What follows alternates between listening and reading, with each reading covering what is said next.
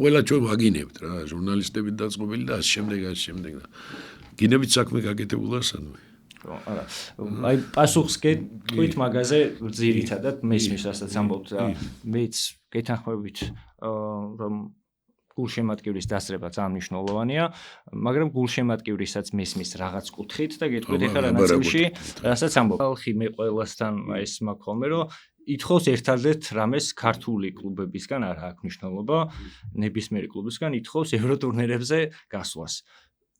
ბევრი ვიცნობ კიდევაც ადამიანებს ამა თუ იმ კლუბს გულშემატკივრობს, აი დავდიოდი, ვესწრებოდი მთელი სეზონი, ასე შემდეგ ის, მაგრამ იმდენი იმედგაცრუება მაქვს, რომ აი ევროტურნირებზე თან ისეთ გუნდებთან დავუმარცხდით, რომ არ უნდა დავუმარცხებულიყავით, ბევრი ამასაც ამბობს.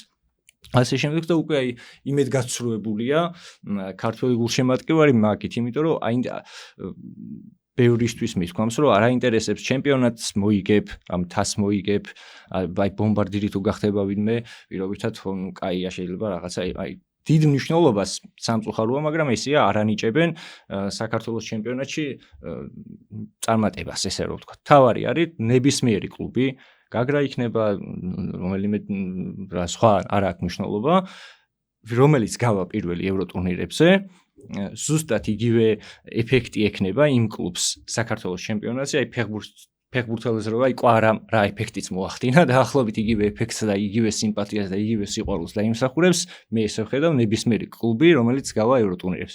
აი ძალიან საკამათო საკითხია რა. სრული ვიდეო ნახე Newsmakers-ის YouTube არხზე. თუ მოგეწონა ეს ვიდეო, დაალაიქე და გამოიწერე არხი, რომ არ გამოგჩეს შემდგომი საინტერესო სიახლეები.